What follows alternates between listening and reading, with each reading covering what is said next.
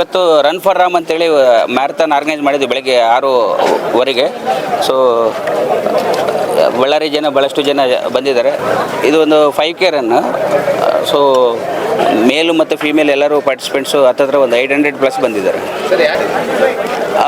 ಇದು ನಮ್ಮ ದೇಶ ಮೊದಲು ಅನ್ನೋ ಒಂದು ಉದ್ದೇಶಕ್ಕೆ ನೇಷನ್ ಫಸ್ಟ್ ಅನ್ನೋ ಒಂದು ಕಾನ್ಸೆಪ್ಟಲ್ಲಿ ನಾವೆಲ್ಲರೂ ಕೂಡ ಫಿಟ್ನೆಸ್ಸು, ಹೆಲ್ತು, ಇದ್ರ ಜೊತೆಗೆ ನಮ್ಮ ಸಂಸ್ಕೃತಿ ಬಗ್ಗೆ ಎಲ್ಲ ಅವೇರ್ನೆಸ್ ಬರಲಿ ಅಂತೇಳಿ ಈ ಮ್ಯಾರಥಾನ್ ಕಂಡಕ್ಟ್ ಮಾಡಿದ್ವಿ. ಸೊ ಈ ಮ್ಯಾರಥಾನಲ್ಲಿ ಮೊದಲೇ ಬಹುಮಾನ ಅಂತ ಹೇಳಪ್ಪ ಬದಲು ಫಸ್ಟ್ ಪ್ರೈಸ್ ಬಂದಿರೋದು ಪ್ರಶಾಂತ್ ಅಂತ, ಇಂಡಿಯನ್ ಆರ್ಮಿ ಫಾರ್ ಬಳ್ಳಾರಿ ಕಡೆಯಿಂದ. Congratulation mister Prashant.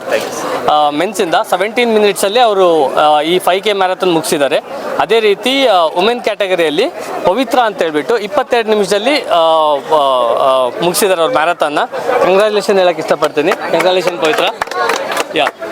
I'm studying in BSc in Nursing in WIMS College. I'm B. Pavitra. I'm a state level player. From when I was entered to the college, then I started my running career. Until now, I was placed in state level also. So, Prashant, Wadla College PU, second PU complete ಆಗಿದೆ.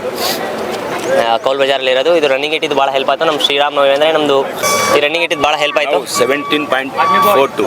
Okay, timing 17.42, 17 ನಿಮಿಷ 42 ಸೆಕೆಂಡಲ್ಲಿ ಓಡಿದೆ. ಈ ಒಂದು run for Ram ಅಂತಕ್ಕಂಥ ಕಾರ್ಯಕ್ರಮ ಆಯೋಜಿಸಿರ್ತಕ್ಕಂಥ ಶ್ರೇಷ್ಠ school ಅವರಿಗೆ ಧನ್ಯವಾದಗಳು.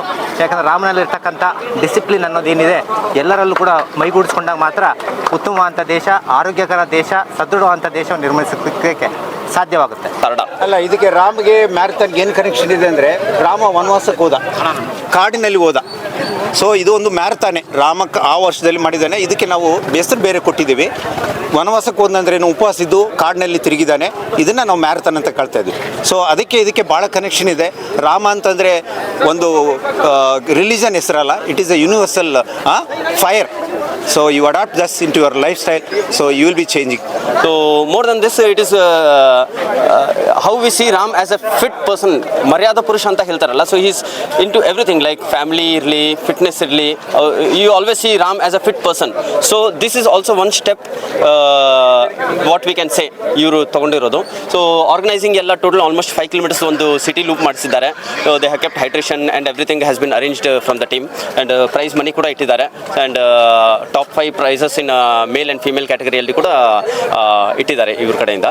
So and we hope that every year this is being conducted and more such events come up ಅಂತ.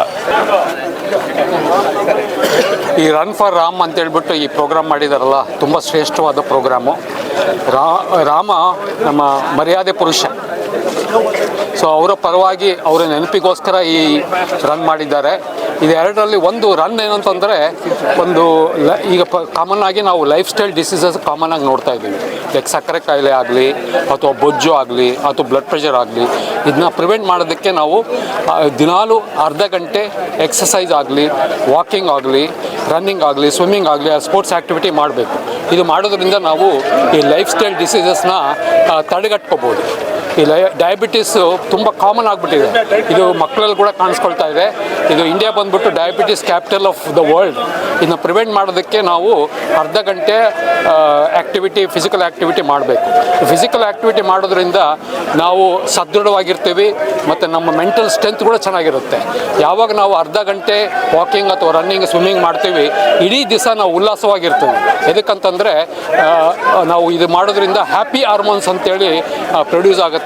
ಸೊ ಇಡೀ ದಿವಸ ನಾವು ನಮ್ಮ ಪ್ರೊಫೆಷನಲ್ ಲೈಫಲ್ಲಿ ಕೂಡ ಚೆನ್ನಾಗಿ ಆ್ಯಕ್ಟಿವ್ ಆಗಿ ಪಾರ್ಟಿಸಿಪೇಟ್ ಮಾಡ್ಬೋದು. ಸೊ ಎಲ್ಲರಿಗೂ ನಾನು ಹೇಳುವುದೇನಂತಂದರೆ, ದಿವಸ ಅರ್ಧ ಗಂಟೆ ಫಿಸಿಕಲ್ ಆ್ಯಕ್ಟಿವಿಟಿ ಮಾಡಲೇಬೇಕು.